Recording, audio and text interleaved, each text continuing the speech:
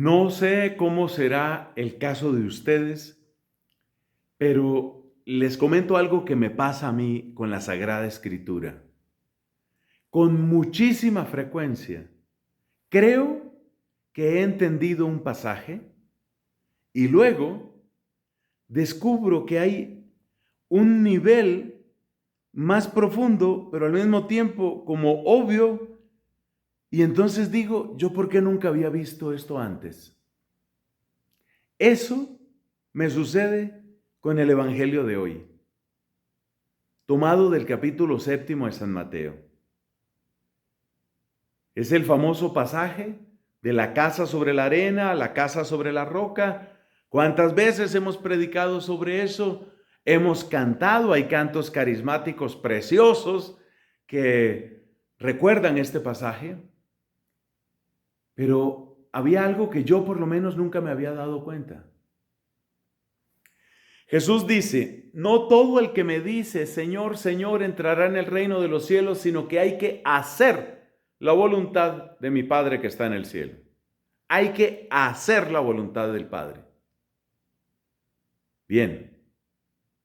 Y luego dice Cristo, aquel día muchos dirán, hemos profetizado en tu nombre, hemos expulsado demonios.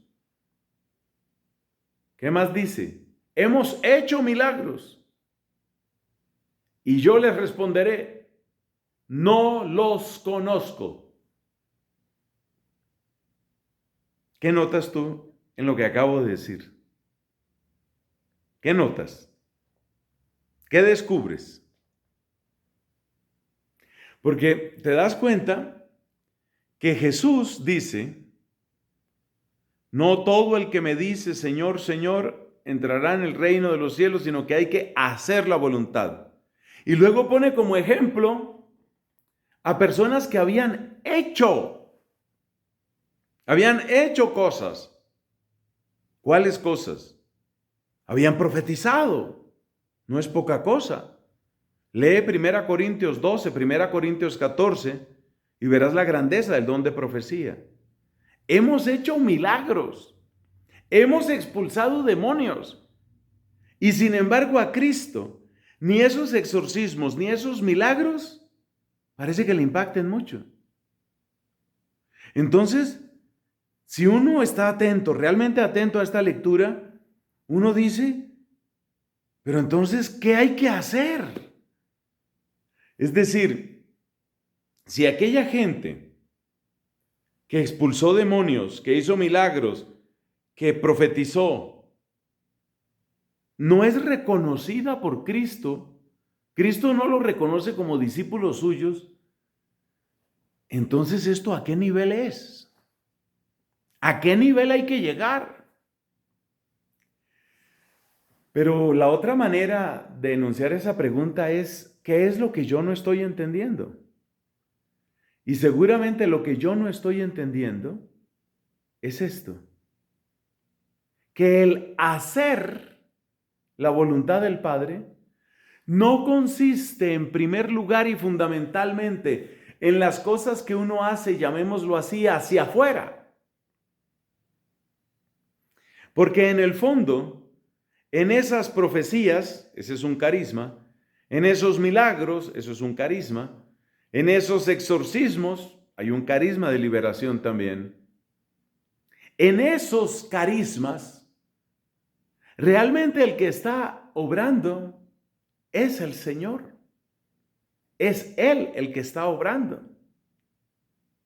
Es decir, ese no es tu hacer.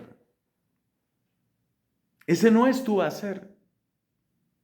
Los ejemplos que da Cristo son cosas bellas, en cierto sentido espectaculares, como un exorcismo, como un milagro. Pero en esas cosas espectaculares, el que está obrando es el Señor. Entonces, ¿cuál es el hacer que quiere Cristo? ¿Cuál es el combate que quiere Cristo? Evidentemente, es un combate que está más adentro que afuera. El hacer que quiere Cristo tiene que ver más con aquello que le permite a Dios reinar en mí. Y cada vez que yo descubro en dónde no está reinando Dios, y cada vez que descubro que hay algo en mí que debe cambiar, y eso cambia, ahí está aconteciendo lo que Cristo quiere. Dicho de otra manera, parece que Cristo no solamente quiere, no principalmente quiere que nosotros trabajemos para Él, sino que nosotros seamos el trabajo de Él, su obra.